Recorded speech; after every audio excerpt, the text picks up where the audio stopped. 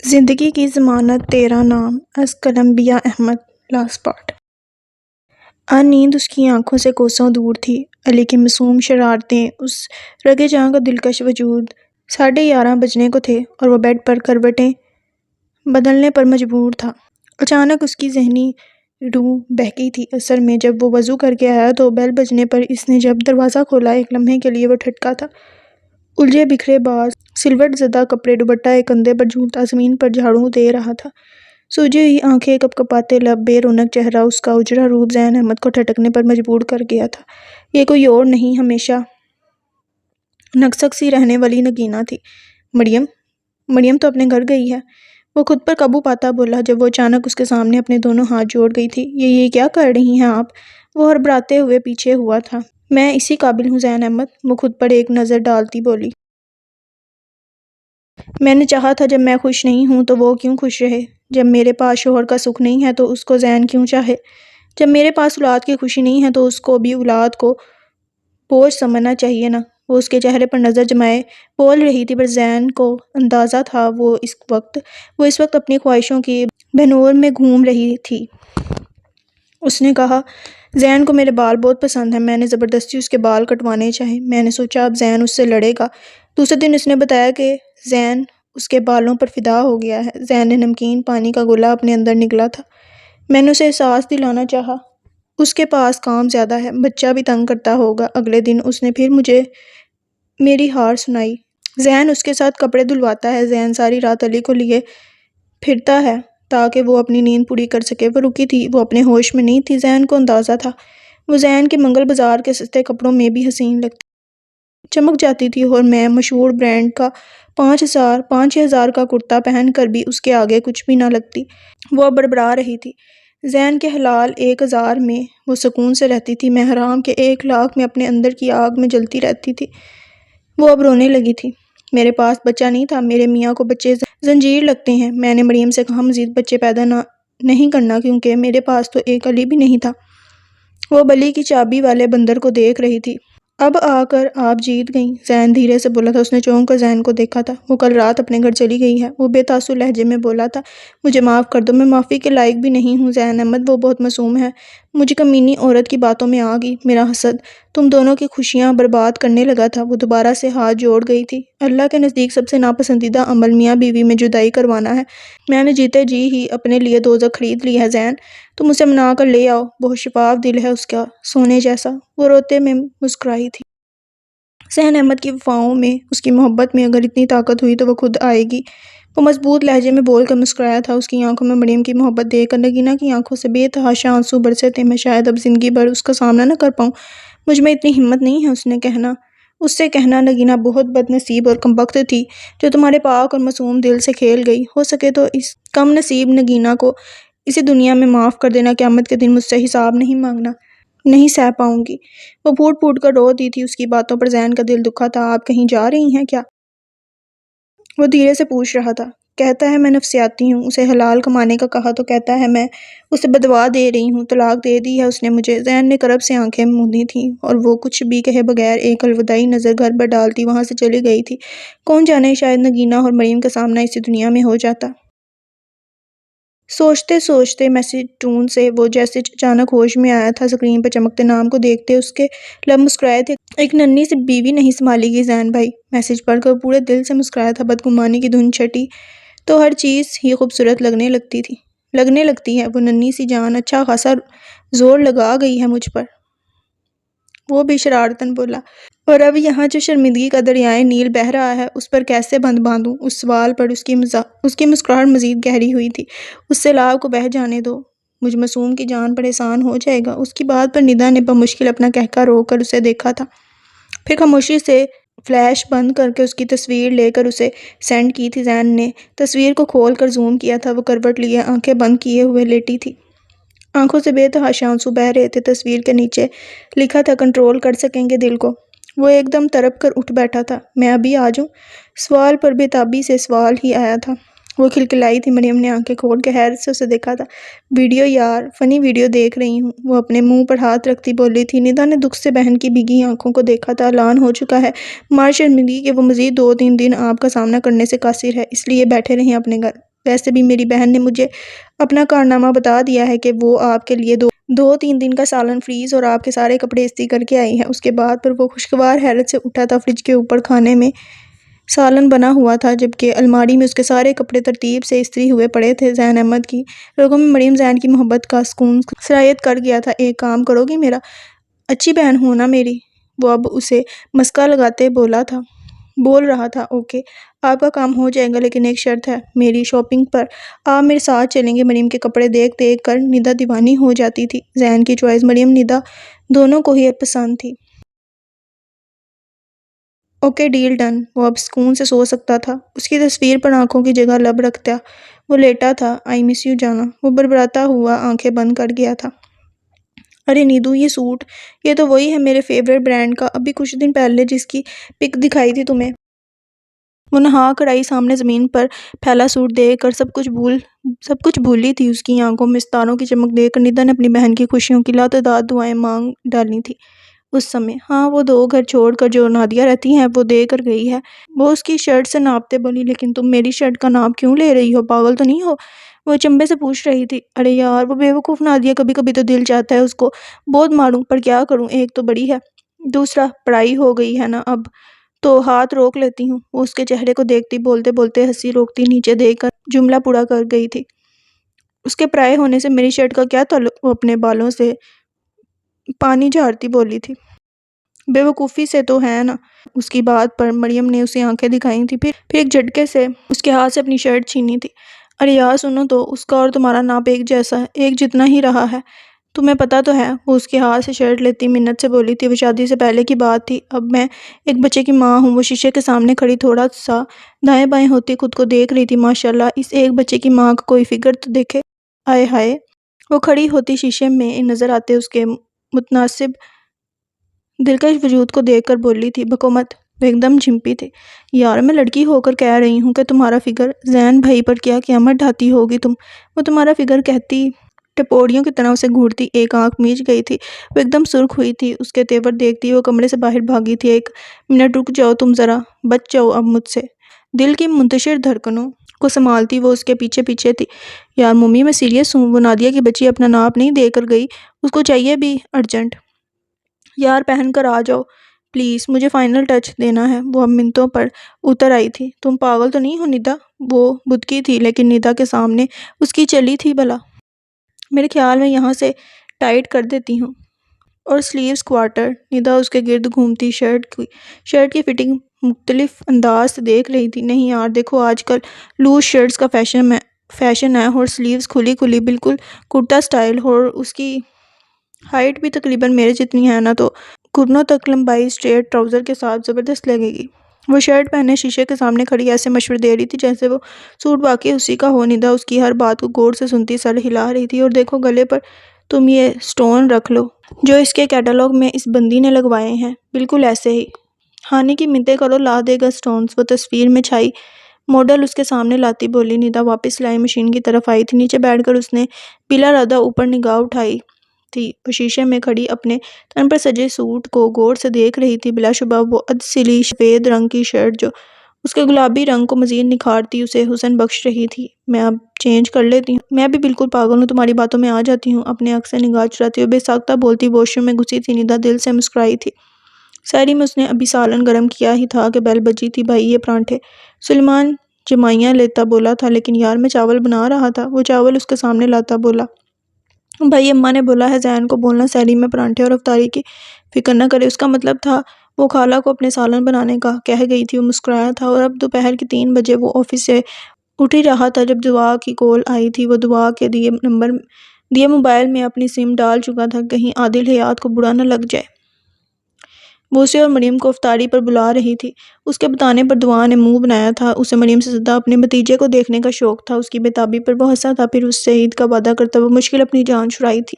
آج دوسرا دن تھا۔ ان دونوں کے بغیر زین احمد کو جیسے گھر کاٹنے کو آ رہا تھا، پر وہ دل پر قابو پائے بیٹھا تھا۔ وہ جانتا تھا مریم خود آئے، یہ زین احمد کی ضد نہیں، اس کی محبت تھی جو چاہتی تھی کہ مریم یہ اعتراف کرتی دوڑی چلی آئے کہ مریم زین کا گزارا بھی زین احمد کے بغیر نہیں ہوتا۔ سنو، اپنی شکل دیکھی ہے؟ شام کو ندا نے اچانک بیٹھے بیٹھے اس کے اداس چہرے کو دیکھ کر کہا تھا۔ وہ ایک دم اٹھ کر شیشے کے پاس آئی تھی۔ کیا ہوا ہے؟ ٹھیک تو ہے؟ وہ خود کو بغور دیکھ کر بولی۔ دیکھا نہیں وہ چاند سا چہرہ کئی دن سے تاریک نظر آتی ہے دنیا کئی دن سے۔ وہ شعر پڑھ گئی تھی، پھر اس کے گھورنے پر وہ کھلکھلائی تھی۔ یہ شعر اس کو زین نے بھیجا تھا۔ تب ندا نے ہنستے ہوئے زین کو مریم کی چوڑی سے تصویر بھیجی تھی۔ وہ تو صرف ٹھیک سبحان اللہ ہے، ماشاءاللہ سے، پر تمہارا یہ جو چہرہ ہے نا، اب تو چیخ چیخ کر کہہ رہا ہے کہ… وہ رکی تھی۔ مریم نے پلٹ کر سوالیہ نظروں سے اسے دیکھا تھا جو اب اس سوٹ کا ٹراؤزر سی رہی تھی۔ میں خود پر زین احمد کی نظروں کے لیے ترس رہا ہوں، اس کے لمس کے لیے تڑپ رہا ہوں۔ حالانکہ ندا کے لہجے میں محسوس کی جانے والی معنی خیزی تھی، پر اس کی بات مریم کے دل پر لگی تھی۔ وہ دونوں ہاتھوں میں اپنا چہرہ چھپاتی رو دی تھی۔ اوہ مومی! وہ اٹھ کر اس کے پاس آئی تھی، پھر محبت سے اسے خود سے لگا گئی تھی۔ جب اتنا مس بھی کر رہی ہو تو چلی کیوں نہیں جاتی واپس ان کے پاس؟ وہ محبت سے پوچھ رہی تھی۔ وہ خود کیوں نہیں آتے لینے؟ ایک بار بھی انہوں نے مجھ سے بات نہیں کرنی چاہی؟ ان کو تو اپنے بیٹے تک کی بھی یاد نہیں آئی۔ میں بھی نہیں جاؤں گی۔ وہ اس کے شانے میں منہ چھپائے سوں سوں کرتی شکوے کیے گئی۔ وہ بمشکل اپنی ہنسی ضبط کرتی لب دانتوں میں دبا گئی تھی۔ اب وہ اسے کیا بتاتی؟ دن میں اس کی پتہ نہیں کتنی تصویریں وہ زین کو بھیجتی رہتی تھی، اور رہی بات علی کی تو ہانی روز ویڈیو کال پر اس کا دیدار کروا دیتا تھا زین کو۔ آج 29واں روزہ افطار ہوا تھا اسے آئے۔ آج تیسرا دن تھا۔ زین نے کوئی رابطہ نہیں کیا تھا۔ ندا اسے زبردستی چاند دیکھنے کے لیے چھت پر لے آئی تھی۔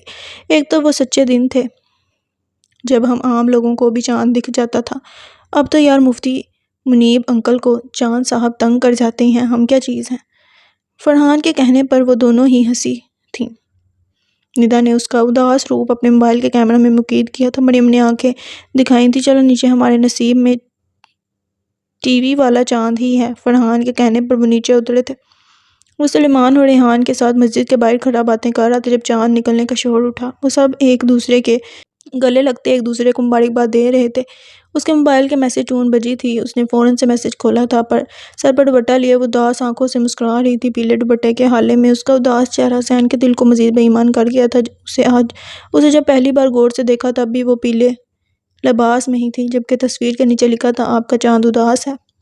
ایک پل کو تو زین کا دل کیا بھی بائک سٹارٹ کرتا اسے لے آئے، پر دل کو سمجھاتے ہوئے اس نے دل سے ایک رات کی مہلت مزید مانگی تھی۔ کل عید کی نماز پڑھ کر وہ اسے لے آنے کا ارادہ کرتا واپس گھر کی طرف آیا تھا۔ کیا ہے نیتو، مجھے کچھ نہیں کرنا، وہ اس کے ہاتھ خود پر سے ہٹاتی بیزاری سے بولی تھی، لیکن آج وہ اس کی کچھ بھی سننے کے موڈ میں نہیں تھی۔ سب سے پہلے ندا نے اسے زبردستی پکڑ کر اس کا فیشل کیا تھا، پھر اس کا پیڈیکیور مینیکیور، سب سے آخر میں وہ اس کے آگے کون لے کر بیٹھ گئی تھی۔ ارے آپ لوگ کیا سمجھے؟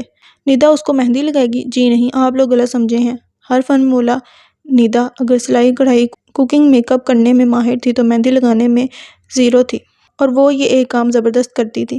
میں نہیں لگا رہی، مریم نے نخرے دکھائے تھے۔ کل رات میرے ہونے والے وہ بھی آئیں گے، کچھ تو خیال کرو خود کو تو زین بھائی مل گئے ہیں نا؟ وہ مصنوعی ناراضگی سے بول رہی تھی۔ مریم نے گھورتے ہوئے اس کے ہاتھ سے کون لے لی تھی۔ اس کے ہاتھوں پر چاروں سائڈ پر مہندی لگاتے انہیں 11 بج گئے تھے۔ اچھا بدلہ لیا ہے تم نے مجھ سے نیتو؟ اس نے اپنی اکڑی کمر ابھی سیدھی کی ہی تھی جب فرحان ہاتھوں میں کچھ لیے اندر آیا تھا۔ یہ کیا ہے؟ اس کے ہاتھوں میں مہندی کے ڈیزائن کے سٹیکرز تھے۔ اب دیکھتی جاؤ۔ فرحان نے اس کے ہاتھ پر احتیاط سے ایک سٹیکر چپکایا تھا۔ کیا ہے؟ کیا کر رہے ہو؟ وہ احتجاجاً چیخی تھی۔ میری بات سنو، اگر تمہارے بچے کا باجا بجا نا مومی، تو نہ میں نہ بھائی نے مدد کرنی ہے، سنبھالنا خود ہی۔ ندا کی خود غرضی سے کہنے پر اس نے ان دونوں کو گھور کر سوتے ہوئے بیٹے کو دیکھا تھا، جس کو دیکھ کر اسے اپنی آواز کم کرنی پڑی تھی۔ لیکن تم لوگ آخر کرنا کیا چاہ رہے ہو؟ وہ اب جھنجھلائی تھی۔ جب فرحان کو اس سٹیکر پر کون سے مہندی لگاتے دیکھتی وہ چیخی تھی، ہانی کے بچے میرا ہاتھ! فرحان نے اس کے منہ پر اپنا ہاتھ رکھا تھا۔ شش، بالکل چپ۔ وہ مجبوراً چپ ہوئی تھی۔ چاروں سائڈ پر خوبصورت ڈیزائن کے سٹیکر لگا کر فرحان نے ان پر مہندی لگائی تھی، پھر احتیاط سے ایک ایک سٹیکر اتارا تھا۔ اس کی آنکھیں حیرت سے پھٹی تھیں۔ اس کے ہاتھوں پر ماہرانہ ہاتھوں کا ڈیزائن بہار دکھا رہا تھا۔ منہ بند کرو، کل عید دینا شکریہ میں۔ اس کا کھلا منہ بند کرتا بولا، منہ تو تم بند کروا لو گے، پر اس ٹینکی کا کیا کریں جو ان 3 دنوں میں اوور فلو ہونے لگی ہے اب تو؟ ندا نے اس کی بھیگی آنکھوں کی طرف اشارہ کیا تھا جو بہنے کو بے تاب تھی۔ سوری، اس کا علاج صرف زین بھائی کے پاس ہے، اب یہ دونوں خود اپنا جھگڑا نپٹائیں، ہم تو چلے سونے۔ وہ انگڑائی لیتا بولا۔ وہ اس عرصے میں چپ چاپ آنسو بہاتی رہی تھی۔ کروٹ پر کروٹ بدلتے بلا آخر وہ اٹھ بیٹھی تھی۔ رات بڑی منتوں سے اس نے فرحان سے چھوارے اور سوئیاں منگوائی تھیں جن سے بنا میٹھا زین کا پسندیدہ تھا۔ ابھی رات کے 2 بج رہے تھے۔ اس نے خاموشی سے کچن میں جا کر میٹھا بنا کر 2 ڈونگوں میں الگ الگ نکال کر باہر ہی رکھ دیا تھا کہ گرم تھا۔ ٹائم دیکھا تو 2:30 بج رہے تھے۔ ایک پل کو اس کا دل کیا فرحان سے کہے اسے ابھی اسی وقت چھوڑ آئے۔ دل پر قابو پائے وہ روحان سی ہوتی کمرے میں آئی تھی۔ تمہارے جیسے لوگوں کے ساتھ ایسا ہی ہوتا ہے مریم زین۔ چادر کے اندر سے نیدا کے طنز میں ڈوبی آواز آئی تھی۔ نیدو میں ہانی کو کہتی ہوں مجھے ابھی چھوڑ آئے، میں ایسا کرتی ہوں علی کو چینج کرواتی ہوں، تم تب تک ہانی کو اٹھاؤ۔ بولتے بولتے اس کی نظر نیدا کے چہرے پر پڑی تھی جو سر سے چادر ہٹائے اسے خوشمگین نظروں سے گھور رہی تھی۔ یہ دیکھو، سو جاؤ میری دیوانی بہن، عید کی نماز کے بعد بھائی تمہیں چھوڑ آئیں گے۔ وہ اس کے سامنے موبائل لاتی بولی جہاں 2:35 کے ہندسے چمک رہے تھے۔ سو جاؤ، شاباش۔ نیدا نے کونی پر ٹکتے اس کا ہاتھ پکڑ کر اسے لٹایا تھا۔ درمیان میں سوئے علی کو ایک نظر دیکھتی وہ کروٹ بدل گئی تھی۔ نہ جانے کتنے ہی آنسو اس دشمن جاں کو یاد کرتے تکیے میں جذب ہوئے تھے۔ پھر ایک دم اٹھ کر وہ وضو کرنے چل دی تھی۔ تہجد کے بعد بھی اسے نیند نہیں آئی تھی۔ فجر کی نماز پڑھنے کے بعد وہ کچھ پل لیٹا تھا۔ آج تیسری رات تھی جو کہ کروٹیں بدل کر گزری تھی۔ بہت اچھا بدلہ لیا ہے جانا تم نے مجھ سے۔ وہ اس کے دوپٹے کو اپنے چہرے پر رکھتا بولا جب کچھ سمجھ نہیں آیا تو نہانے کا سوچا، اگر آپ نے پچھلی عید والے شلوار قمیض پہنے تو میں بھی نئے کپڑے نہیں پہنوں گی۔ وہ ناراضگی سے رخ موڑ گئی تھی۔ اچھا، اور جو میں نیا سوٹ لایا ہوں وہ کہاں جائے گا؟ ذہن نے اسے شانوں سے تھامے اس کا رخ اپنی طرف موڑا تھا۔ وہ میں پہنوں گی، ضرور پہنوں گی، پر عید پر ہرگز نہیں۔ وہ سینے پر بازو باندھتی دھونس سے بولی تھی۔ وہ زور سے ہنسا تھا اور اب بھی وہ ہنستے ہوئے وہی پچھلی عید والا سوٹ نکال رہا تھا۔ زین آپ کے پاس بلیک کلر کا شلوار سوٹ نہیں ہے نا؟ وہ اس کی گنتی کے 3-4 جوڑوں کو اوپر نیچے کرتی دیکھ رہی تھی۔ نہیں، کبھی اتفاق ہی نہیں ہوا بنوانے کا۔ اس نے علی سے کھیلتے ہوئے کہا تھا اس عید پر آپ بلیک پہننا۔ اس کی فرمائش پر مسکرایا تھا۔ اس کی باتوں کو یاد کر کے اس نے کریم کلر کا سلوار سوٹ بیڈ پر رکھا تھا، پھر تولیہ اٹھا کر نہانے گھسا تھا۔ ہانی اٹھو ہانی۔ وہ صبح 6:10 پر اس کے سر پر کھڑی اسے اٹھا رہی تھی۔ کیا ہے یار، 6:30 بج گئے کیا؟ وہ ہڑبڑا کر اٹھا تھا، پر سامنے لگی گھڑی 6:10 بجا رہی تھی۔ وہ بنا اٹھا تھا، مومی کی بچی، میں اس وقت اٹھ کر بھنگڑے ڈالوں گا کیا؟ سونے دو یار۔ وہ دوبارہ ڈیر ہوا تھا۔ تم اٹھ کر نہاؤ پھر مجھے چھوڑ آؤ، جلدی کرو۔ وہ اسے دوبارہ اٹھاتی بولی پاگل ہو کیا؟ عید کی نماز پڑھ کر چھوڑ آؤں گا، ابھی سو جاؤ تم بھی۔ وہ کروٹ بدل گیا۔ ہانی ابھی جانا ہے مجھے، تم نہیں چھوڑ آؤ گے تو میں علی کو لے کر خود ہی چلی جاؤں گی۔ اس نے بھیگی آواز میں جیسے دھمکی دی تھی۔ وہ ایک دم اٹھ بیٹھا تھا۔ اوئے اب رونے مت بیٹھ جانا، لڑنا نہیں تھا نا جو اتنا مس کر رہی ہو ان کو۔ وہ اس کے سر پر ہاتھ پھیرتا بولا تھا۔ اس کی بات پر اسے مزید رونے کے لیے تیار دیکھ کر وہ ایک دم اٹھ کھڑا ہوا تھا۔ چلو اب تیار ہو جاؤ، میں 10 منٹ میں نہا کر آیا۔ وہ سوں کرتی مسکراتی ہوئی باہر نکلی تھی۔ اس کی آنکھوں کی چمک دیکھ کر مسکراتے ہوئے نہانے گیا تھا۔ وہ خوشی خوشی کمرے میں آئی تو نیدا جاگ رہی تھی۔ پیا ملن کی رت آئی، وہ گنگنائی تھی اس کے گیلے بال اور نہائے دھوئے روپ کو دیکھتی بولی بکومت یہ لو ڈائپر، اپنے بھانجے کو تیار کرو، پھر میرا میک اپ بھی کرنا ہے، اٹھو نا۔ اس نے نیدا کی طرف ڈائپر پھینکا تھا لیکن پھر اسے ویسے ہی اپنی طرف معنی خیز نظروں سے دیکھتی بولی کہ کپڑے رکھنے کے بہانے رخ پھیر گئی تھی۔ علی جانی، آپ کے بابا جانی کی آج خیر نہیں، میں بتا رہی ہوں آپ کو، بولی کو گدگدی کرتی بولی۔ وہ کھلکھلایا تھا، نیدا کی بچی اٹھو، مجھے نماز کے ختم ہونے سے پہلے گھر پہنچنا ہے۔ مریم نے زور سے علی کا لوشن اسے دے مارا تھا۔ نیدو، زین کو میک اپ نہیں پسند، تم بس تم آئی لائنر مسکارا لگا دو، بلش آن رہنے دو، اور لپسٹک بھی میں گھر جا کر لگاؤں گی۔ نیدا نے علی کے ساتھ ساتھ اس کو بھی تیار کر دیا تھا۔ اب جاتے ہی مجھے اچھی سی سیلفی بھیجنا زین بھائی کے ساتھ۔ نیدا کی بات پر مسکرائی تھی۔ میں جلدی آؤں گی، ناراض مت ہونا نیدو۔ وہ اس کے گلے لگی تھی، پھر اس کا گال چوم کر بولی تھی اماں میں جا رہی ہوں، شام میں انشاءاللہ آؤں گی زین کے ساتھ۔ وہ ماں کے گلے لگی تھی۔ جگ جگ آؤ، اور اب کے ناراض ہونے سے پہلے سوچنا بہت پیارا بچہ ہے، قدر کرو اس کی۔ اس نے آنکھیں پھاڑ کر نیدا کو دیکھا تھا۔ نیدا نے نفی سے سر ہلایا تھا۔ ادھر دیکھو میری طرف، ماں ہو تمہاری ماں کو پتہ چل جاتا ہے بیٹی خوشی سے آئی ہے یا میاں سے لڑ کر۔ انہوں نے اس کے سر پر چپت ماری تھی۔ اماں، وہ ان کے گلے لگی تھی۔ آ جاؤ یار، میری نماز نکل جائے گی۔ فرحان کی آواز پر وہ نیدا سے علی کو لیتی بھاگی تھی۔ 10 منٹ بعد جب وہ نکلا تو 6:30 ہو رہے تھے۔ 7 بجے نماز کا ٹائم تھا۔ جب ہی بیل بجی تھی وہ چونکا تھا۔ یہ اس وقت کون آ گیا؟ ایک لمحے کو اس کے دل نے خوش فہمی میں غوطہ لگایا تھا۔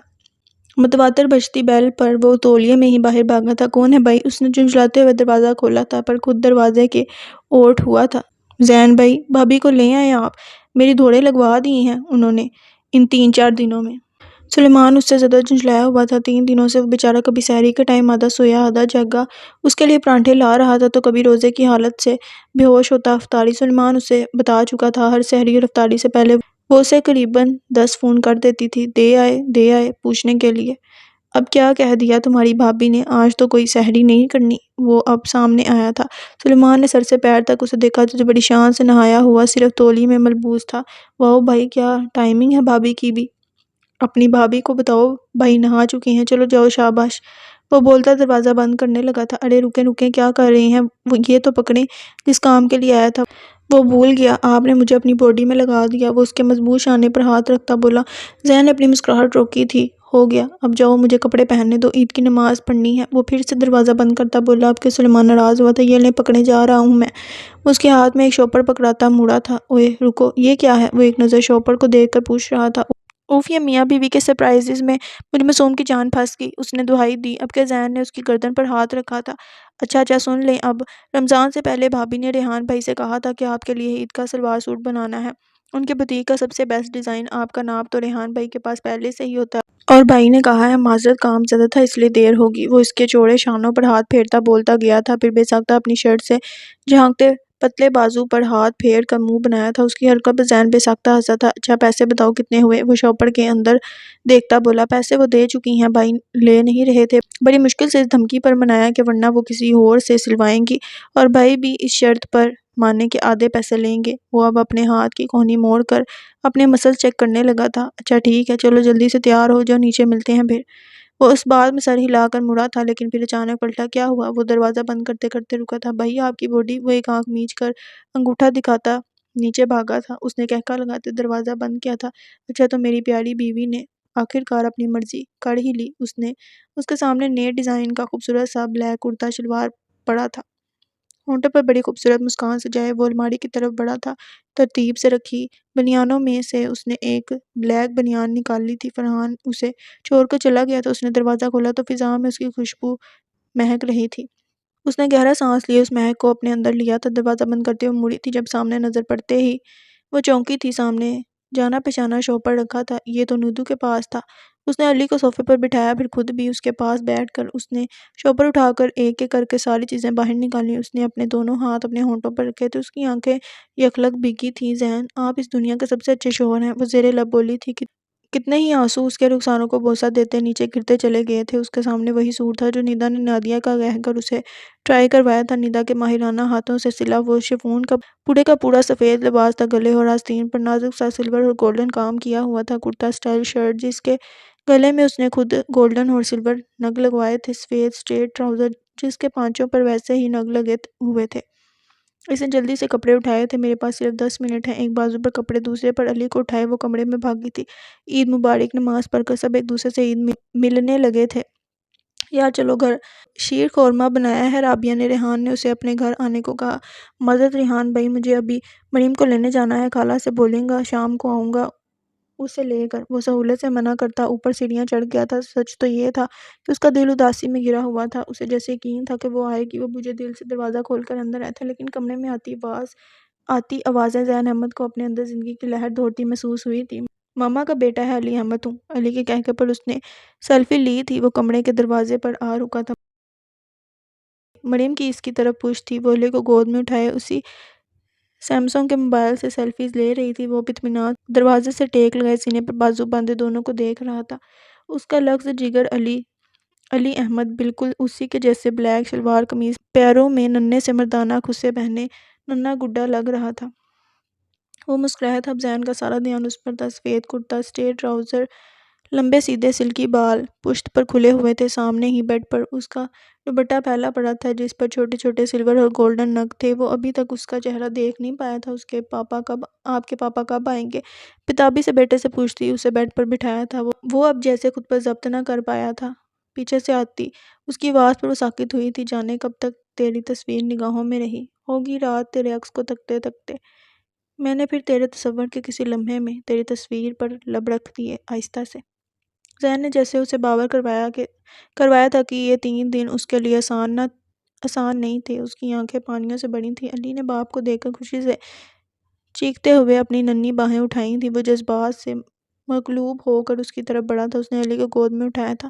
8 ماہ کا علی زور سے باپ کے گلے لگا تھا، پھر اس کا چہرہ دیکھا تھا، پھر اپنا سر اس کے کندھے پر رکھا تھا۔ اس سمے علی احمد نے زین احمد کو محسوس کروایا تھا کہ اس نے باپ کو بہت مس کیا ہے۔ آہستہ سے شیر پڑتا اس نے علی کے گالوں پہ پیار کیا تھا۔ مریم کا دل اس سمے بڑھ آیا تھا جیسے گہرے گہرے سانس لیتی۔ وہ کب سے خود پر ضبط کیے کھڑی تھی۔ زین نے علی کو بیڈ پر بٹھا کر پاس پڑا، موبائل اسے تھمایا تھا۔ وہ ایک دم آگے بڑھنے کو تھی جب اس کا ہاتھ زین کی پرحدت گرفت میں آیا تھا۔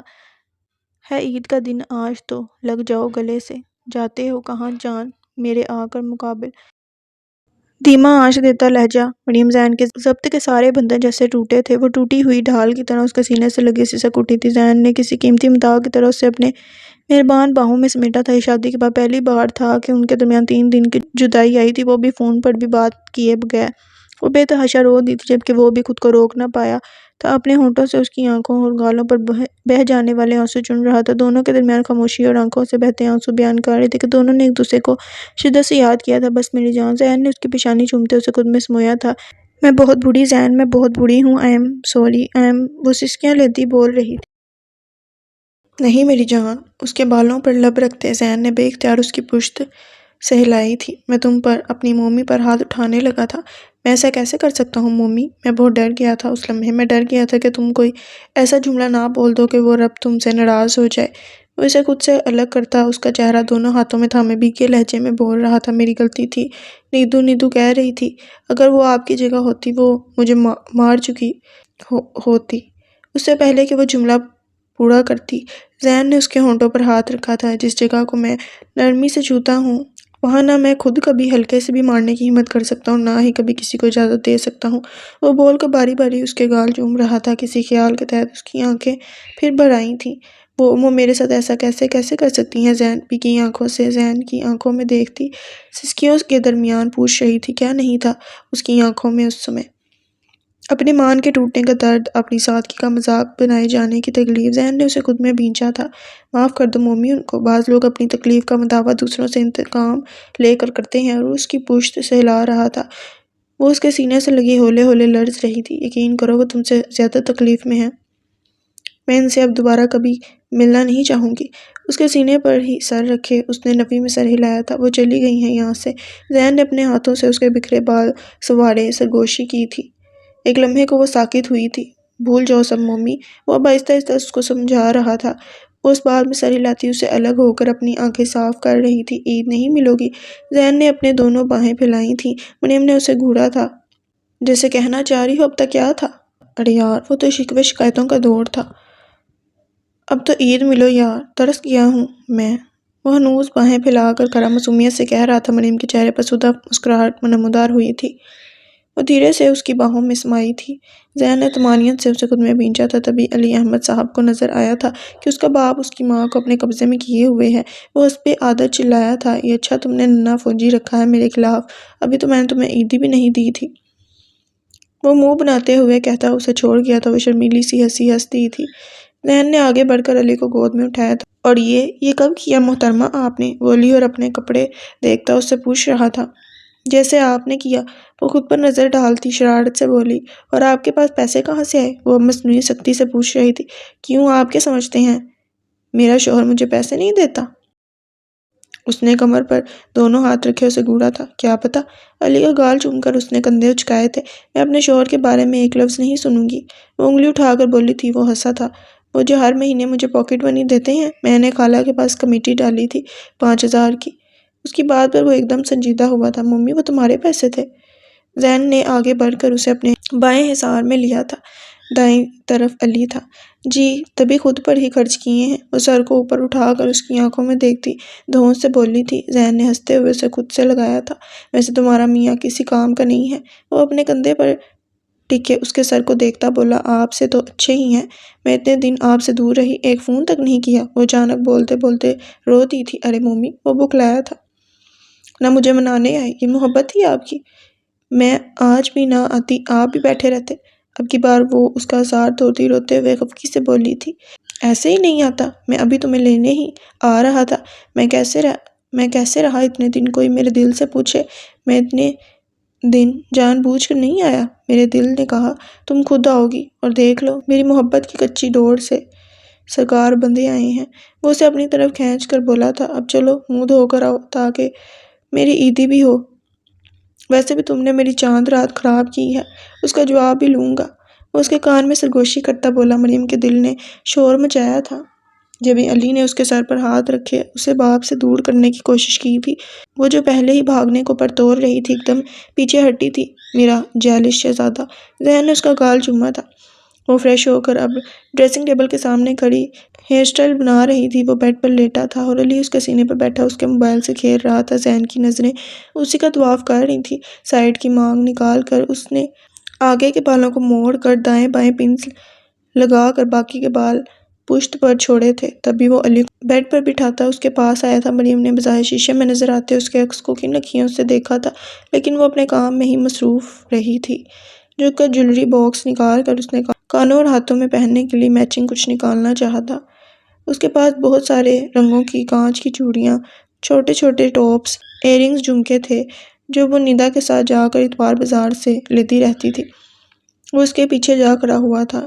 نہ کوئی ایئر رنگ میچ ہو رہی ہے اور نہ ہی چوڑیاں۔ اس نے جیولری باکس بند کرتے مایوسی سے کہا تھا۔ تبھی ذہن نے دھیرے سے اس کا رخ اپنی طرف موڑا تھا۔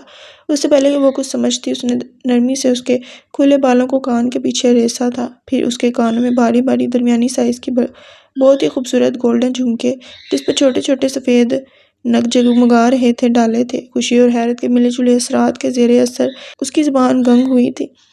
ذہن یہ اس سے کچھ بولا ہی نہیں گیا تھا۔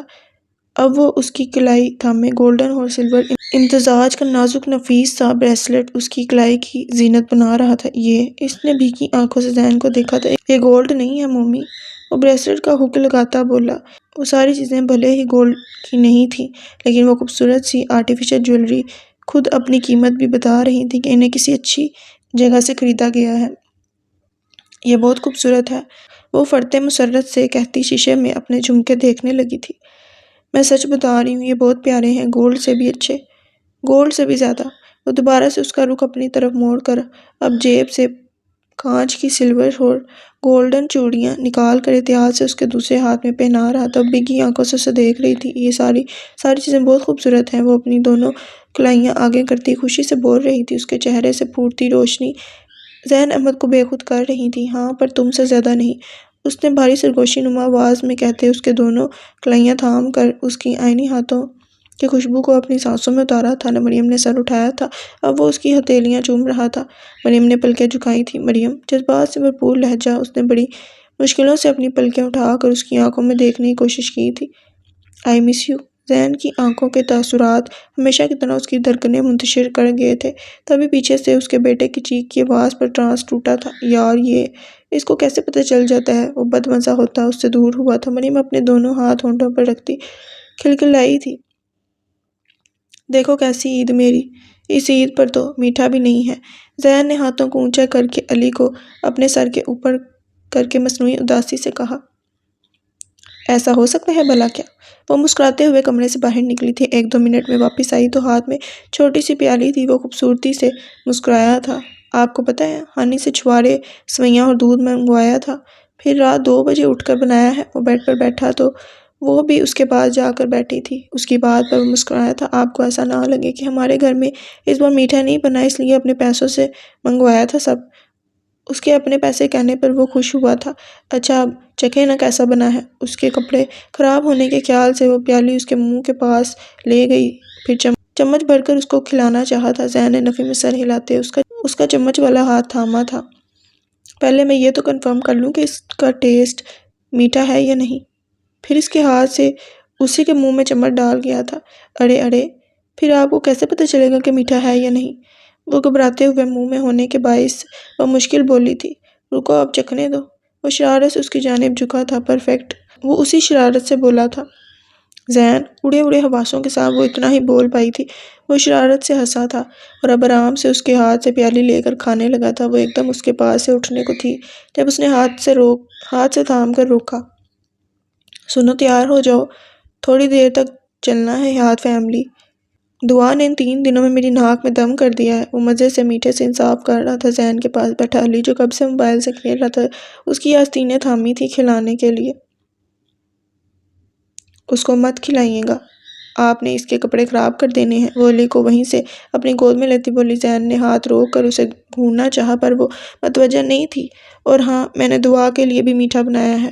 وہ اب علی کا ڈائپر چیک کر رہی تھی۔ زین نے سائڈ ٹیبل پر پیالی رکھی تھی۔ ارے پھر جلدی سے وہ والا بھی لاؤ، میں چیک کر لوں کہ یہ والا زیادہ میٹھا تھا یا وہ۔ زین، وہ چیختے ہوئے اس کے پاس سے اٹھی تھی۔ زین اس کے چہرے پر اپنی بات کے بکھرے رنگ دیکھ کر قہقہ لگا گیا تھا۔ پکڑیں اس کو، میں اس کا بیگ تیار کر دوں۔ اس کی نظروں کو مزید نہ برداشت کرتے ہوئے وہ علی کو اس کی گود میں دیتی وہاں سے غائب ہوئی تھی۔ پاپا، دادو نے زین بھائی کو اپنا بیٹا بنایا تھا اور آپ نے ان کو اپنا بھائی بنایا ہے، پر سن لیں سب، یہ میرے اور دائم کے بھی بھائی ہیں۔ And she is our pretty بھابھی and this little gentleman is our nephew. یہ ہماری خوبصورت سی بھابھی ہیں اور یہ ننھے محترم ہمارے بھتیجے۔ دعا مریم سے جڑ کر بیٹھی تھی۔ اس کی بات پر سب کے قہقہے بلند ہوئے تھے، اس کی بلکہ ان دونوں کے ہی ایک ہی بات کو انگلش اور اردو میں مکمل کرنے پر۔ مریم اور زین مسکرا رہے تھے۔ اس کا ہاتھ ابھی بھی ٹھیک نہیں ہوا تھا، اس لیے وہ علی کو گود میں اٹھانے سے قاصر تھی، پر مریم کی گود میں بیٹھے علی سے چھیڑ چھاڑ جاری تھی۔ ہاں بھائی بیٹا، میرے پوتے پوتی کا بھائی بننا قبول ہے تمہیں؟ فیصل حیات کے اچانک پوچھنے پر وہ ہنسا تھا۔ جی جان سے قبول ہے۔ وہ مسکراتے ہوئے سر کو جھکا کر بولا۔ اس کی بات پر سب ہی مسکرائے تھے۔ Hello little boy, I am your چاچو۔ ننھے سے لڑکے، میں تمہارا چاچو ہوں۔ دائم نے آگے بڑھ کر علی کو گود میں اٹھاتے اسے ذرا سا ہوا میں اچھالا تھا۔ آنی کو ٹھیک ہونے دو، پھر دیکھو یہ اپنے چاچو کو مل جائے بس۔ دعا نے دائم کو دیکھتے وہیں سے دانت کچکچائے تھے۔ اوہ ہیلو، رہنے دو، یہ میرا پارٹنر بنے گا۔ You just wait and watch. تم انتظار کرو اور دیکھو، ہے نا علی؟ وہ اسے لاڈ کرتا بولا تھا۔ علی کھلکھلایا تھا۔ مریم اور زین اس پوری فیملی کا اپنے لیے پیار عزت محسوس کرتے مسکرا رہے تھے۔ یہ تو رب کا وعدہ ہے، وہ آزمائش دیتا ہے پر آزمائشوں میں کبھی اکیلا نہیں چھوڑتا، اور وہ اپنی ان آزمائشوں کے لیے اپنے سب سے مضبوط سپاہیوں، ایمان والے بندوں کو چنتا ہے، جو جتنا ثابت قدم رہ کر ان آزمائشوں کو سہہ لیتا ہے، اس کا وعدہ ہے اس کا انعام بھی اتنا ہی عظیم ہوتا ہے۔ زین احمد نے عادل حیات کا I T department management head کے طور پر بخوبی سنبھالا، لیکن اس سے پہلے فیصل حیات نے اسی کے حوالے اس کی امانت کی تھی، اس کے 20 دنوں کی تنخواہ، پروجیکٹ کی کامیابی کا بونس، عیدی، اور اس نے انہی پیسوں سے مریم کی عید کی شاپنگ کی تھی۔ 1 سال بعد عادل حیات نے اپنا بزنس سٹارٹ کیا اور اس کو اپنے ساتھ ہی رکھا تھا۔ عادل حیات نے واقعی اسے اپنا چھوٹا بھائی ہی سمجھا تھا۔ ان 5.5 سالوں میں زین احمد پر رب نے اس کے صبر، اس کے بے انتہا شکر پر اپنے کرم کی بارشیں کی تھی۔ وہ ترقی کی منزلیں طے کرتا گیا تھا، لیکن ایک چیز جو زین احمد کی گھٹی میں تھی وہ تھی عاجزی، اپنے رب کی محبت۔ وہ آج بھی اپنے رب کا شکر گزار بندہ تھا، آج بھی وہ شکر و صبر کی انگلی تھامے ہوا تھا۔ مریم زین اس کی بے پناہ محبتوں کے باعث اس کے رنگ میں رنگتی چلی گئی تھی۔ وہ چابی سے دروازہ کھول کر علی کے ساتھ اندر آیا تھا۔ وہ دونوں مسجد سے عشاء پڑھ کر آئے تھے۔ سامنے کے منظر نے زین احمد کے ہونٹوں پر مسرور سی مسکراہٹ بکھیری تھی۔ مریم نماز پڑھ رہی تھی، اس کے ساتھ ہی اس کی 2 سالہ بیٹی ابیحہ زین اپنی ننھی سی جان ماز پر دونوں ہاتھ زمین پر ٹکائے گھٹنے موڑے بغیر سیدھا سر کو زمین پر رکھ کر سجدہ کر رہی تھی۔ جب اس کی نظر با پر پڑی، وہ وہیں سے اٹھ کر بھاگتی اس کی طرف دوڑی تھی۔ با آنی، زین نے مسکراتے ہوئے تھوڑا جھک کر اسے اپنی گود میں اٹھا کر اپنے سینے سے لگایا تھا۔ اس کی بیٹی نے اپنے دونوں ہاتھوں سے باپ کا چہرہ تھام کر بھاری بھاری اس کے گال چومے تھے۔ مریم نے سلام پھیرا تو 6 سال کے علی نے محبت سے ماں کا گال چوما تھا۔ وہ جان مست طے کرتی مسکراتی ہی اٹھی تھی جب وہ بیٹی کو گود میں اٹھائے اس کی طرف آیا تھا، پھر بڑی محبت سے مریم کا گال چوما تھا۔ آج 5 سال 6 ماہ بعد بھی وہ اپنی عادت پر قائم تھا۔ با آنی، جب بیہ نے اپنے گال پر انگلی رکھ کر اس کے آگے اپنا چہرہ کیا تھا، اس نے ہنستے ہوئے اس کا گال چوما تھا۔ باپ کی دیوانی ابیحہ کی کوشش ہوتی تھی کہ زین گھر آئے تو سب سے پہلے وہ زین سے ملے۔ ابیحہ بابا جانی آلویز کس ماما فرسٹ۔ ابیحہ بابا جانی ہمیشہ ماما کو پہلے بوسہ دیتے ہیں۔ علی کی بات پر مریم جھنپی تھی، وہ مسکرایا تھا۔ زین احمد کے کہے کے مطابق اس کے بچوں نے اس سے محبت کرنی سیکھی تھی۔ علی ڈائننگ ٹیبل پر رکھے اپنے کلرز اور کارڈز کی طرف متوجہ ہوا تو ابیحہ نے بھی بھائی کے پاس جانے کی فرمائش کی تھی۔ زین نے آرام سے اسے نیچے اتارا تھا۔ گھٹنوں تک آتا فراک، اس پر نماز پڑھنے کے لیے اوڑھا گیا اسکارف جو اب آدھا چہرے پر آ رہا تھا۔ وہ اپنی 2 سالہ بیٹی کو دیکھ کر محبت سے مسکرا رہا تھا جب اس کی آواز پر چونکا تھا۔ زین، یہ آپ کے بچے ہیں۔ آپ اب بھی سب سے پہلے میرے پاس آتے ہیں۔ وہ بہت بار پوچھا جانے والا سوال آج پھر کر گئی تھی، اور آج پھر ہمیشہ کی طرح وہ اس کی بات پہ مسکرایا تھا، شفاف مسکراہٹ۔ وہ آج بھی اسے کہیں اور دیکھنے نہیں دیتا تھا۔ مریم کو وہ ان 5.5 سالوں میں اور زیادہ خوبصورت لگنے لگا تھا۔ ویسے بھی اس کی عمر ہی کیا تھی، 30 سال۔ لک بابا جانی، ماما انی اور چاچو کے لیے کارڈ بنایا ہے میں نے۔ علی نے دونوں کو ایک ساتھ اپنی طرف متوجہ کیا تھا۔ وہ مسکراتے ہوئے بچوں کی طرف بڑھا تھا، ساتھ میں وہ بھی تھی۔ اپنی اولاد تو سب کو پیاری ہوتی ہے ممی، پر میرے لیے پہلے میرا دل ہے۔ اس نے اس کے ماتھے پر بوسہ دیا۔ اس کی آنکھیں بھیگی تھیں، پھر میرے وجود کے حصے، پھر اس نے علی اور ربیہ کی ننھی سی پیشانیاں چومی تھی۔ دل دھڑکے گا تب بھی تو وجود کے حصے کام کریں گے نا۔ اور اس پیارے شخص کو دیکھتی وہ کھڑے ہی کھڑے اپنے رب کے آگے نہ جانے کتنے شکرانے کے سجدے کر گئی تھی۔ بابا جانی، I have to buy a gift for them. مجھے ان کے لیے تحفہ لینا ہے۔ ہم کب جائیں گے مال؟ علی نے ہمیشہ کی طرح آدھی اردو آدھی انگلش بولی تھی۔ وہ ہمیشہ کی طرح ہنسی تھی۔ دعا اور دائم کے دیکھا دیکھی علی بھی انہی کی طرح بولتا تھا۔ پہل تو وہ بہت سمجھاتی تھی اسے یا تو اردو بولے یا انگلش، پر علی احمد پر اپنے آنی اور چاچو کا زیادہ اثر تھا۔ آپ میرے ساتھ یہ چیٹنگ نہیں کر سکتے۔ وہ ٹائی باندھنے لگا تھا جب وہ اس کے پاس آئی تھی، پھر اس کے ہاتھ ہٹاتی خود سے باندھنے لگی تھی۔ اس کی خفا چہرے کو دیکھ کر وہ مسکرایا تھا۔ یار مریم، مجھے دیر ہو رہی ہے، جلدی کرو۔ اس کے سر کو دیکھ کر بولا، روز یہی ہوتا ہے، ذہن کی ٹائی مریم نے باندھنی ہوتی ہے۔ اس کی ضد پر ذہن نے اسے خود سکھائی تھی۔ اس کے لاکھ منع کرنے کے باوجود صبح اس کے جوتے بھی وہی لا کر اس کے پیروں کے پاس رکھتی تھی، اور اس کی ساری کارروائی میں وہ اکثر لیٹ ہو جاتا تھا۔ یار میرے جوتے لاؤ، جلدی کرو، میٹنگ ہے، عادل بھائی کے فون آنے لگ جانے ہیں ابھی۔ وہ اب جلدی بالوں میں برش پھیرتا بولا تھا، کہاں گئی؟ یہیں تو رکھے تھے۔ مریم کی پریشان سی آواز پر اس نے مڑ کر دیکھا تھا اور سامنے کے منظر پر ٹھٹکا تھا مریم کا۔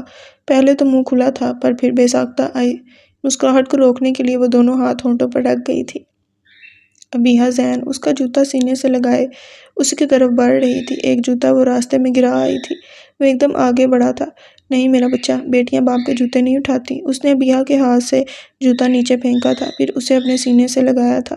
اسے ہر وہ کام کرنا تھا جو وہ اپنی ماں کو اپنے باپ کا کرتے دیکھتی تھی۔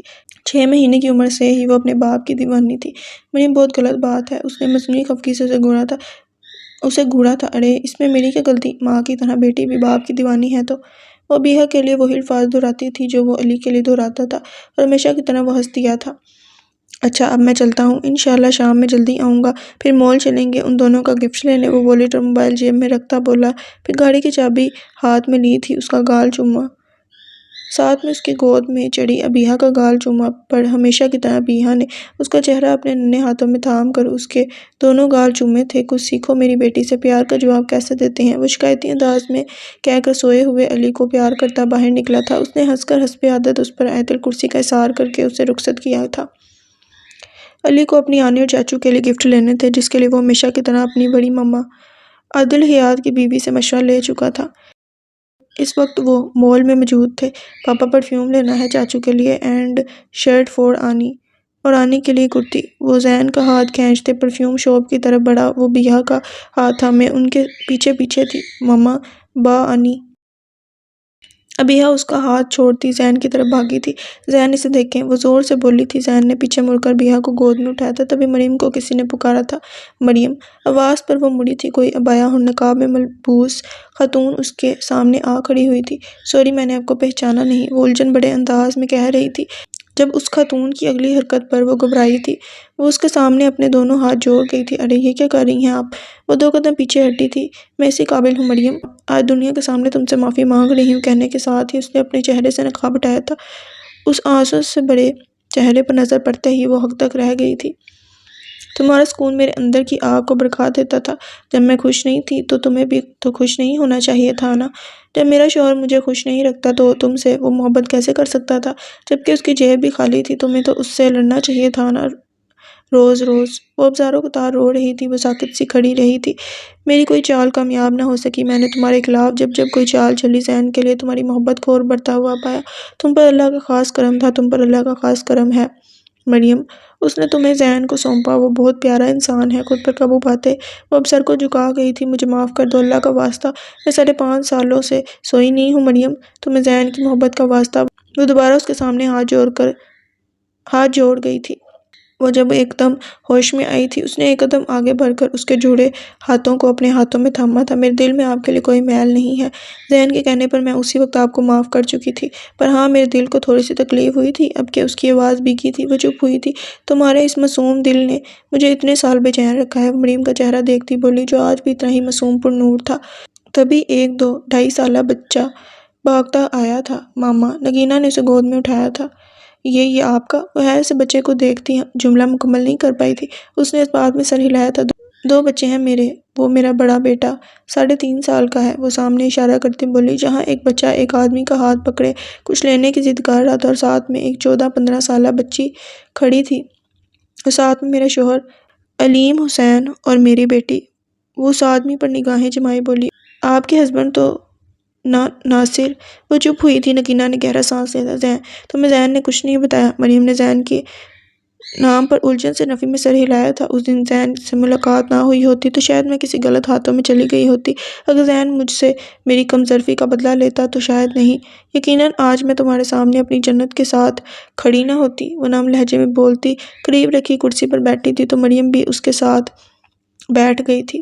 ناصر سے طلاق کے بعد وہ اپنے گھر واپس گئی تھی، خالی ہاتھ۔ نگینہ کو دیکھ بھائیوں نے بھابھیوں کے کہنے پر آنکھیں ماتھے پر رکھ لی تھیں، ورنہ پہلے وہ اپنے بھابھیوں کے لیے بھی مہنگے مہنگے تحفے لے جاتی تھی۔ مشکل عدت گزارنے کے بعد اسے اپنا خرچہ خود اٹھانے کو کہا گیا۔ نوکری کی تلاش میں روز آتے جاتے اوباش لوگوں نے اس پر جملے کسنے شروع کر دیے۔ بھائیوں نے بھابھیوں کی غیرت کو للکارا۔ نوبت بڑی بہن پر ہاتھ اٹھانے کی آ گئی۔ یہ کوئی اس واقعے کے 8 مہینوں بعد کی بات ہے جب نوکری نہ ملنے پر وہ مایوس سی سڑک پر بیٹھی بے بسی سے رو رہی تھی، جب ایک گاڑی اس کے آگے آ رکی تھی۔ اس میں بیٹھے بندوں نے اسے اپنے ساتھ چلنے کو کہا تھا۔ اس کے منع کرنے پر وہ اس کا ہاتھ پکڑے اسے زبردستی گاڑی میں بٹھانے کو تھے۔ جب قریب کسی اور گاڑی کے ٹائر چچ رہے تھے، وہ آدمی گاڑی میں بیٹھ کر بھاگ گئے تھے۔ وہ زین احمد تھا۔ اسے ایسی دگرگو حالت میں دیکھ کر زین کو دکھ ہوا تھا۔ زین کے آفس میں 40 سالہ علیم حسین نہایت ہی شریف آدمی، جو کہ متوسط طبقے سے تعلق رکھتے تھے، جس کی بیوی کی ابھی کچھ مہینے پہلے ہی وفات ہوئی تھی، ایک 9-10 سالہ بیٹی تھی۔ زین نے نگینہ کی رضامندی سے دونوں کا نکاح کروا دیا تھا۔ وہ اسے لے کر اپنے شہر فیصل آباد چلا گیا تھا۔ نگینہ نے پھر زین سے کبھی کوئی رابطہ نہیں رکھا تھا، اور اب وہ کسی رشتہ دار کی شادی میں کراچی آئے تھے۔ لگتا ہے تم نے مجھے دل سے معاف کر دیا تھا مریم، وہ پیچھے مڑ کر اپنے شوہر اور بچے کو دیکھتی نرم لہجے میں بولی تھی۔ ماما ادھر آئیں جلدی، اس کے شوہر کی بیٹی نے اسے آواز دی تھی۔ آتی ہوں، وہ مسکرا کر بولتی کھڑی ہوئی تھی۔ قیامت کے دن میرا گریبان مت تھامنا مریم، ہو سکے تو مجھے ایسے معاف کر دینا کہ اس دن تمہارا حساب نہ دینا پڑے مجھے۔ وہ پھر سے ہاتھ جوڑ دی تھی۔ مریم نے کھڑے ہوتے ہوئے اس کے ہاتھ تھامے تھے۔ یقیناً اللہ نے ہم جیسے لوگوں سے پناہ مانگنے کے لیے یہ آیت اتاری ہے۔ وہ مریم کو نہیں دیکھ رہی تھی۔ ترجمہ: میں پناہ مانگتی ہوں اور حسد کرنے والوں کی برائی سے جب حسد کرنے لگے۔ سورۃ الفلق 5۔ وہ اپنے چہرے پر نقاب ڈالتی واپسی کے لیے مڑی تھی۔ نگینہ جی، وہ بے اختیار اسے پکار بیٹھی تھی۔ نہیں مریم، مجھے جانے دو، تم سے کوئی تعلق نہیں رکھنا چاہوں گی۔ میں نہیں چاہتی میرا سایہ بھی تمہاری ہستی بستی زندگی پر پڑے۔ اللہ تم دونوں کو اپنے بچوں کے ساتھ ہمیشہ خوش رکھے، آمین۔ اللہ حافظ۔ وہ بغیر مڑے بولتی آگے بڑھ گئی تھی۔ وہ حرم کے فرش پر بیٹھی تھی، اس کے گھٹنوں پر سر رکھے ابیحہ لیٹی ہوئی تھی۔ اس کی نظریں سامنے خانہ کعبہ سے ہوتی زین احمد پر تھیں، جو علی کو کندھے پر بٹھائے طواف کر رہا تھا۔ وہ ابھی ان کے ساتھ طواف کر چکی تھی، اور ساتھ میں زین نے اپنی پناہوں میں اسے حتیم میں نفل بھی پڑھوایا تھا۔ ابیحہ کا موڈ دیکھ کر وہ واپس بیٹھ گئی تھی، جبکہ وہ دونوں دوسرا طواف کر رہے تھے۔ اس نے بہت سال پہلے عمیرہ احمد کی تحریر شہرزاد میں پڑھا تھا کہ مرد عورت کے لیے دروازہ ہوتا ہے، اور دروازے کا کام یا تو راستہ دینا ہوتا ہے یا راستہ روکنا۔ اس وقت اس کی عمر 15-16 سال تھی۔ وہ تب یہ بات سمجھ نہیں پائی تھی، پر آج اسے یہ بات سمجھ آئی تھی۔ زین احمد مریم زین کے لیے وہ دروازہ تھا جو اللہ کی رضا کے لیے کھلتا تھا، جس کو پار کر کے اسے جنت ملتی تھی، اور مریم زین کے لیے وہ دروازہ کھولنے والا خود زین احمد ہی تو تھا، جس کا ہاتھ تھامے اسے اللہ کا قرب حاصل ہوا تھا۔ وہ بھیگی آنکھوں سے دونوں باپ بیٹے کو اپنے پاس آتا دیکھ رہی تھی۔ دونوں پہلے زمزم پیتے رکے تھے۔ ابیحہ ان کو دیکھ کر ان کی طرف بڑھی تھی۔ وہ وہیں بیٹھی انہیں تک رہی تھی۔ زین دور سے ہی اسے دیکھ کر مسکرایا تھا۔ مریم نے جواباً مسکراتے ہوئے آنکھیں جھپکی تھیں۔ 2 قطرے اس کی آنکھوں سے ہوتے گالوں پر پھسلے تھے۔ ہنوز اسی پر نظریں جمائے اس نے اپنی آنکھیں صاف کی تھیں۔ ابیحہ کو علی گلاس میں پانی ڈال کر دے رہا تھا۔ ذہن اپنا بچہ آدھا گلاس لیے اس کی طرف بڑھا تھا۔ اس نے اپنی نگاہیں نہیں ہٹائی تھیں، دونوں ہی ایک دوسرے کو دیکھ رہے تھے۔ اس کے قریب بیٹھ کر ذہن نے اس کے لبوں سے گلاس لگایا تھا، سسکی روک کر اس نے پانی پیا تھا۔ پانی پیتے بھی اس کی نظریں ذہن پر تھیں۔ ترجمہ: اور تم اپنے پروردگار کی کون کون سی نعمتوں کو جھٹلاؤ گے؟ سورۃ الرحمن۔ وہ زیر لب پڑتی اس کے گھٹنے پر سر رکھتی رو دی تھی۔ وہ سمجھ گیا تھا کہ وہ کیوں رو رہی ہے۔ تم اکثر مجھ سے پوچھتی ہو نا میں اتنا اچھا کیسے ہوں، تو اس کی وجہ بھی تم ہو۔ وہ اس کا سر اوپر اٹھاتے اس کی آنکھیں چومتا بولا، میں بھلا کیسے؟ وہ معصومیت سے پوچھ رہی تھی۔ ذہن مسکرایا تھا۔ مرد کی زندگی میں 3 عورتیں بڑی اہمیت کی حامل ہوتی ہیں، ایک اس کی ماں جو اس کی تربیت کرتی ہے، دوسری اس کی بیوی۔ اس کی ماں کی تربیت کا امتحان اس کی بیوی لیتی ہے۔ یہ بیوی پر منحصر ہے کہ وہ بندے کو جنت کے قریب کرتی ہے یا دوزخ میں پہنچا آتی ہے۔ کبھی کبھی بیوی کے بجا ضدیں مرد کو تباہی کے دہانے پر لا کر کھڑا کر دیتی ہیں۔ منیم ذہن احمد سے راضی ہے، تبھی ذہن احمد کا رب ذہن احمد سے راضی ہے۔ وہ اپنی طرف بھاگ کر ابیحہ کے لیے بائیں وا کر گیا تھا، اور تیسری عورت اس کی بیٹی اس کے سینے سے آ لگی تھی۔ اس نے اس کی ننھی سی پیشانی چومی تھی۔ علی نے چپکے سے آ کر اسے اپنے بازوں میں لیا تھا، پھر محبت سے اس کا گال چوما تھا۔ مریم نے اسے اپنے سامنے لا کر اس کی پیشانی پر پڑے پسینے میں بھیگے بال ہٹا کر اس کے پسینے سے تر پیشانی چومی تھی۔ ایک مرد کے لیے بیٹی اللہ کی رحمت ہوتی ہے۔ ایک بیٹی اپنی پیدائش سے ایمان والے مرد کا دل نرم کر دیتی ہے۔ علی اس کی گود میں سر رکھ کر لیٹ گیا تھا۔ وہ چپ چاپ ذہن کو دیکھ رہی تھی جس نے ابیحہ کو اپنی گود میں بھرا تھا۔ بے شک اللہ محبت ہے اور محبت کو پسند کرتا ہے، وہ کہتے ہوئے جھکا تھا، پھر بڑی نرمی سے اس کی ہتھیلیوں کو عقیدت سے چوما تھا۔ لیکن میں نے محبت مانگی، اس نے عشق عطا کیا۔ وہ اس کے جھکے سر کو دیکھتے نم لہجے میں بولتی مسکرائی تھی۔ اللہ پر بھروسہ رکھنے والوں کے لیے وہ اپنے راستے ضرور کھولتا ہے، یہ اس کا وعدہ ہے، اور بے شک وہ اپنے وعدے کے خلاف نہیں کرتا۔ یہ کہانی اس بابرکت نام پر بھروسے کی ہے جو زندگی کی ضمانت ہے۔ ختم شد۔